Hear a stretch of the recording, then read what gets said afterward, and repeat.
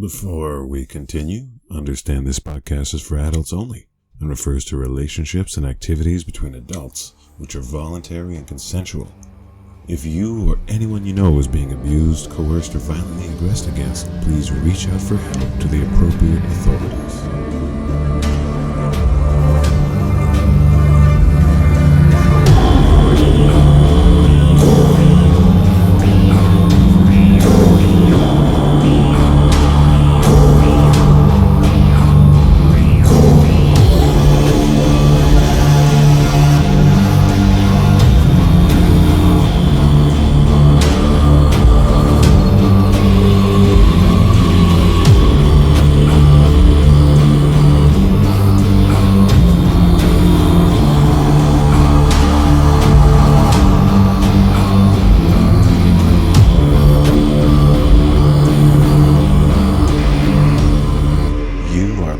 To the Gorean Voice podcast. Each week I explore a topic from the Gorean novels which I personally find interesting, or an aspect of living a Gorean inspired, or Gorean adjacent lifestyle here on Earth. Tal, hello, and welcome. Voice episode 25, 10 Steps for Cultivating Kajirae here on Earth. Thanks for joining me again this morning. Today I'd like to go over 10 steps for cultivating your Kajirae or slave girl. Bear in mind that I'm not reading these off stone tablets from a mountaintop. I learned these for the most part by doing nearly each one of them incorrectly. That I stand here now as a happy, healthy Gorean-style patriarch is in large measure luck and persistence rather than skill or genius. As such, please learn from my mistakes. Note, these 10 steps apply primarily to an already established relationship, and if you're interested in means and methods for collaring slave girls, that's for another episode. So, cultivation of Kajirae, what does that even mean? Well, for people who have chosen to live a Gorean or otherwise master-slave type relationship, that relationship, and in particular the slave heart of the girl, must be cultivated. In the Gore books, recently collared women are frequently put through a formal training and indoctrination program by a professional slave trainer. This conditioning is so thorough that a slave girl who has graduated from such an enterprise will have completely internalized her status as property, her mission as pleasing men and her master specifically, and on top of that will now possess some skills suited to her role. These skills range from domestic service-type skills to very specific and elegant modes of conduct, such as graceful and beautiful movements, elegant means of serving her master, and more than a few adult-oriented skills.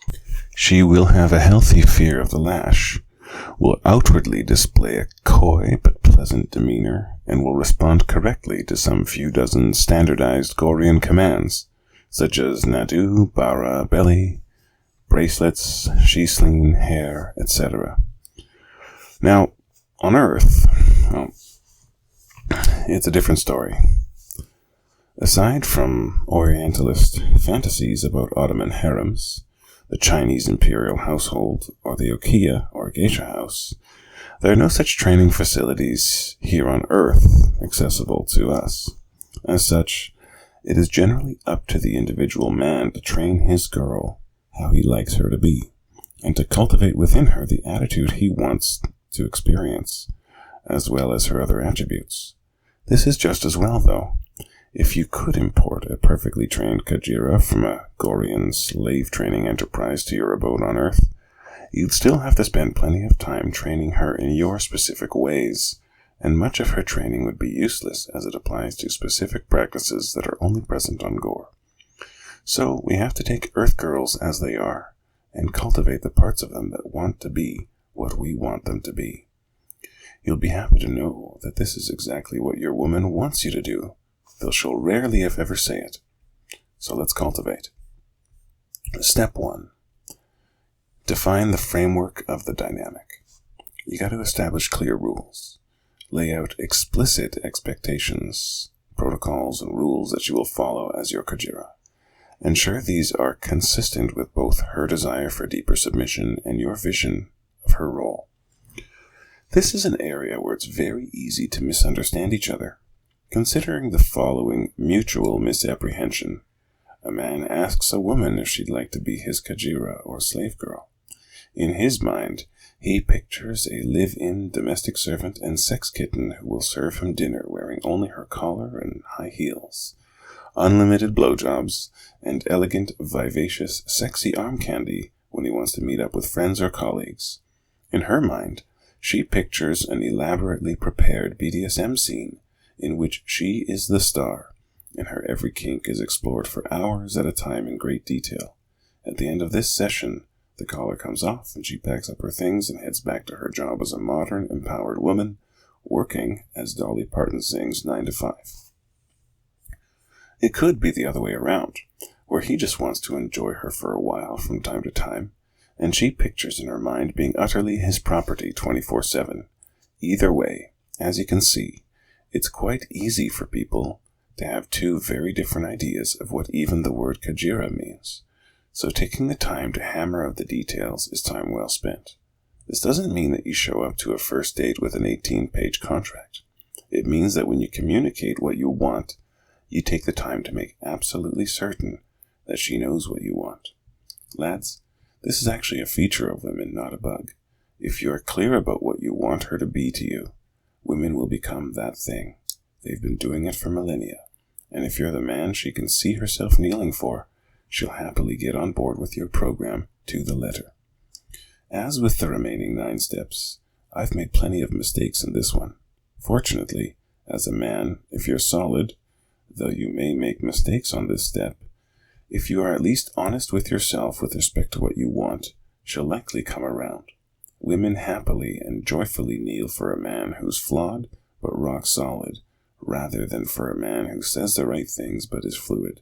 Your notions and ideas don't need to be perfect, but should be strong as an ox and slow as evolution. Now, as an exercise in formality and deportment, this is also the step where it's good to define hierarchy and titles. Define how you wish to address her and how she will address you. This can enhance the psychological depth of her submission, but also ask for feedback. This doesn't necessarily mean that you will avoid her pain points with certain words, but it's your right and duty to know where they are. Again, being explicit and specific here is key. Step 2. The symbolism of ownership. The collar is a symbol. If you haven't already, get some steel above her throat. If, for medical reasons, you can't lock something on her, then find a substitute that can be as meaningful. This becomes a physical, emotional, and spiritual anchor to her role. I have described my opinion about collars to great length in episode 3, but the Coles Notes version is thuswise. Locking something in steel or titanium about the throat of one slave girl, which is beyond her power to remove, is the way to go. Also consider marks of devotion. A tattoo, perhaps of the Kajirae Kef brand or a Dina brand, or an SLRN number and barcode tattoo, etc. To some people, these may seem superficial, but pick one that's meaningful to you. If it's meaningful to you, it will become meaningful to her. Don't mark yourself up, though. Let the weather, the danger, or your enemies give you your scars. Take your tattoo from your tribe, your blood brothers, or your MOC. Your mark should come from life, but hers should be for you are her life. I've managed to make mistakes in this regard by not using the right stuff. In my younger years, I didn't have much in the way of metalworking skills or collar or dollars, and there were some women so eager to kneel before me that I improvised some pretty brutal collars. Take the time, make it nice. Now, step 3, daily submission practices. As with any practice, it is daily practice rather than the occasional marathon session which makes the most progress. One of the best ways of doing this is with ritual. A simple morning or evening ritual goes a long way. Basic affirmations in the forms of mantras, postures, etc. are just perfect. It may be tempting to create an elaborate ritual, but keep it simple. Consistency is key. And if you want something that can work as well on a rushed morning heading to work early as on a lazy Sunday with nothing on the schedule but church, Also, as a matter of daily practices, assigning daily tasks which reflect commitment to service is an excellent practice in and of itself. These can be household duties, personal care for you, or specific gestures of obedience. Smaller is better again. And step 4. You must cultivate total surrender to your authority. Engage in obedience training. This doesn't need to be elaborate. In fact, simpler practices are better for reinforcing her instincts to obey your commands immediately and without hesitation. Corrective discipline. Use constructive discipline methods to guide her when she falters. This is an area where many masters, myself included, have had plenty of trouble, as most people find gore through some BDSM-related context, and have ideas about play, etc. on the brain. Something basic like spanking can be a real touchy issue to navigate. If she gets a little bratty to elicit a spanking, and the spanking is what she wants, you're training her to be bratty. Training your arm in different techniques only goes so far, as frequently there are social contexts on our planet in which spanking is completely unacceptable.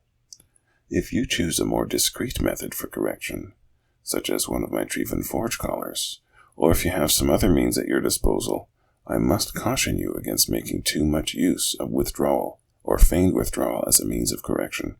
It can corrode the foundations of the relationship itself. Direct, swift, and measured correction is far better than a disappointed, silent treatment. Step 5.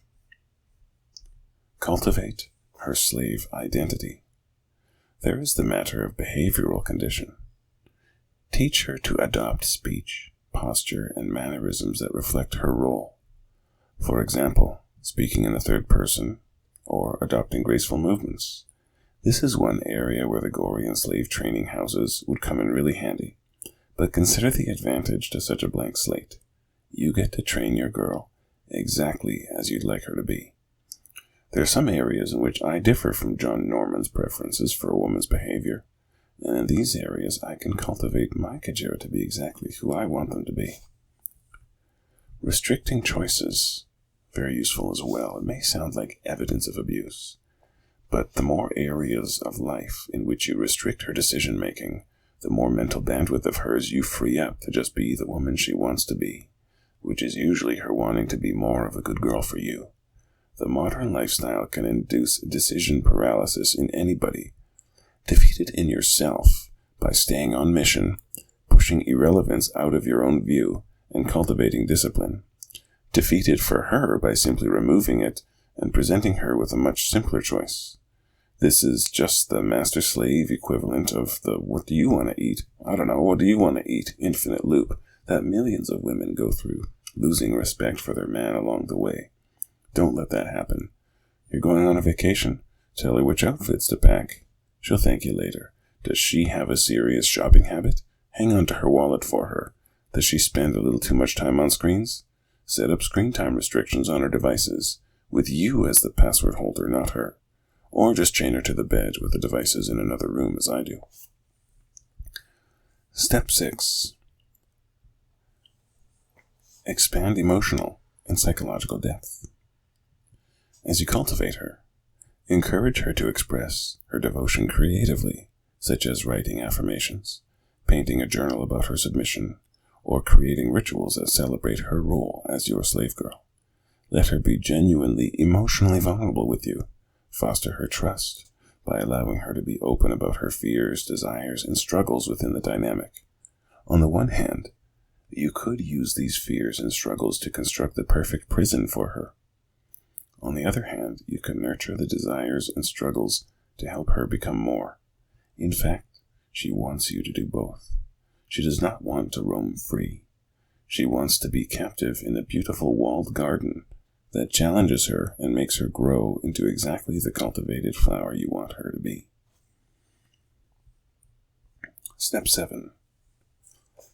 Refine her appearance. Cultivate it how you'd like it. Control her attire. Choose her clothing to reflect your preferences, whether that includes specific garments, minimal coverings, nudity at home, or a modesty code when outside the home. There was something electric about when, early in our relationship, I took my Ichiban Dore-chan to the donation place with all of her jeans. Don't just throw dress codes out there willy-nilly. If you're going to establish a dress code, she will obey it, but you will need to enforce it. How detailed do you want it to be? My advice? Start with some simple changes, then move her into your aesthetic vision of her after some months or years. There is also the matter of grooming standards. I have pretty basic standards in that regard, myself, but they must be met. Establish your own protocols that reinforce her role, such as maintaining specific hairstyles, skincare routines, or adornments. Get as detailed as you want to here, but bear in mind, you'll be the one enforcing this. Step 8. Cultivate skills for service. Teach her skills that enhance her ability to serve you better, such as preparing meals to your liking, providing massages, or learning etiquette. You may teach her your language, or have her learn another language if you'd like to hear it from her mouth. She's yours. Use that mind of hers for something. 1 billion years of evolution have brought her kneeling before you, ready to fill her mind with what pleases you. Have her help out with your business or job in some way. Do you like your work jeans folded just so, and the tears mended with sachiko embroidery? She'll be happy to become an expert in it. Do you hunt, and want her to assist with packaging and freezing? Bring home the bacon, and she'll fry it up with a smile if you teach her to. How would you like to come home from work and see all your guitars with fresh strings on the 1st of each month, tuned up and ready to go? Whatever it is, she'll do it if you train her to. Step 9. Deepen her surrender. There are challenges of submission that will come up along the way. Introducing scenarios that will test and attenuate some of her limits will bring her ever closer to who she wants to be, which is who you want her to be. Little rituals, again, can go a long way towards this end. Reciting vows or mantras of obedience, presenting herself to you for inspection, or meditative practices that focus on submission will help deepen her devotion. To the men who own women or who aspire to, this is where you must cultivate and play to your strengths. I'll get to cultivating your strengths in a later episode, but consider, for example, that if you have a honey-sweet and gently deep voice, much of what you want to put into her brain may best be inserted through the ear. Step 10. Balance ownership with compassion. Owning a human being, even one who is happy to be owned, is a responsibility. Ensure she feels loved, valued, and secure under your care. Prioritize her physical and mental health, ensuring she remains healthy and strong to serve you effectively. One of the biggest mistakes I've made over the years is with respect to the concept of a covert contract. It somewhat falls under the direct communication idea outlined in Step 1. A covert contract is when one or more parties have expectations which are unexpressed, then go unmet. This violation of the so-called contract, which the other party is unaware of, gives the person holding the covert contract in his or her mind a false justification for feeling aggrieved when his or her expectations are not met. This can lead to resentment, bitterness, withdrawal, rage, or a host of other unproductive responses. The best way to avoid covert contracts is by being extremely explicit with respect to expectations for roles, and even writing down rules and the most important of the protocols in a place where they may be referenced by both the master and the slave girl. One last piece I'd like to lay on you this morning is something I read in a book about troubled relationships, but it applies equally well to any relationship. The author stated that when asked separately, both halves of a couple will assert that the issues in their relationship are 90% the other person and maybe 10% their own doing. The author wisely suggested that if one works on his or her own 10% of the problem, it will feel to the other half of the couple like he or she is working on their 90%. In this case, the matter is perception, and once again, there is a way of turning a bug into a feature. Well, thanks for joining me again this morning. Lads, of course, cultivate her, but hold yourself to higher standards than those to which you hold her. And lasses, let beauty be your truth in everything you do. Let your every act, wherever you are, be in loving service to him, even if you haven't met him yet. In a future episode, I'll be going into a little more instructive detail with respect to actually acquiring/collaring slave girls. It's not easy, but it is simple. However, pray join me again next week, where I'll get into the matter of restraining one's property at night. In the meantime, fair winds and happy trails.